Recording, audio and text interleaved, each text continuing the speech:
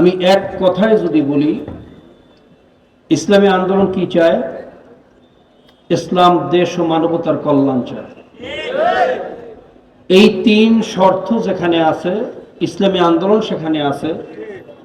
এই তিন শর্ত যেখানে নাই, ইসলামী আন্দোলন সেখানে নাই। শুধু এমপি হওয়ার জন্য, একটা মন্ত্রী হওয়ার জন্য, টিআর কাবি খায়ের ভাগ নেওয়ার জন্য, এলাকার ভ্যানওয়ালা তরকারিওয়ালার থেকে চাঁদা নেওয়ার জন্য ইসলামী আন্দোলন বাংলাদেশ রাজনীতি করে না। সংগ্রামী বন্ধুগণ, আমরা কোন এক বিপদ থেকে আল্লাহ পাক রব্বুল আলামিন আমাদেরকে বাঁচার একটা রাস্তা তৈরি করে দিয়েছেন, অনেকেই হয়তো আমরা জানি না। এই 54 বছর যাবৎ দেশটা আমাদের ইচ্ছায় পরিচালিত হয় নাই। কথা ঠিক না? বিদেশি নেগেটিভ, বিদেশি সংস্কৃতি, বিদেশি নীতির উপরে নির্ভর করে দেশটা চলেছে।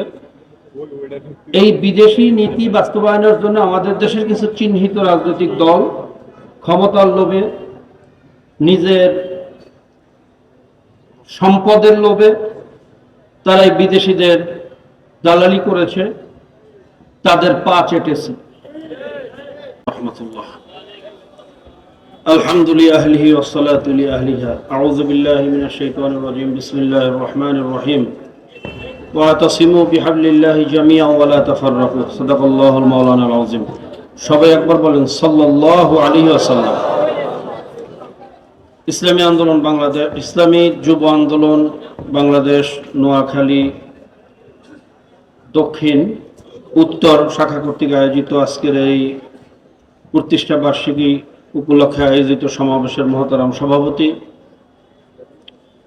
জাতীয় স্থানীয় নেতৃবৃন্দ, দেশপ্রেমিক, ইসলাম প্রেমিক, মানবতা প্রেমিক ভাইয়েরা, কৃষক, শ্রমিক, ভ্যানওয়ালা, ঠেলাওয়ালা, রিক্সাওয়ালা, জেলে, কামার, কুমার, তাঁতি, ঋষি, মুসি, মজদুর সহ সর্বস্তরের ভাইয়েরা, আমার সাংবাদিক বন্ধুগণ, সকলকে জানাই আন্তরিক মোবারকবাদ।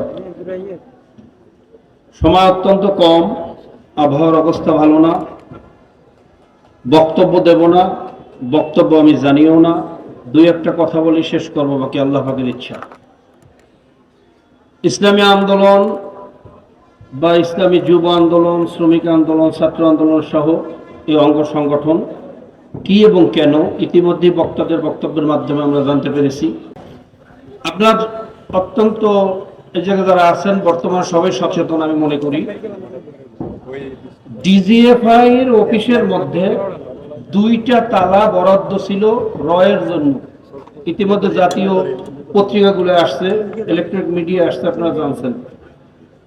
এনএসআই এর একটা উইংস সরাসরি রয়ের হয়ে কাজ করত, রয়ের নির্দেশ পালন করত। শুধু তাই না, বাংলাদেশের সকল ব্যবসা বাণিজ্য নিয়ন্ত্রণ করত ভারত।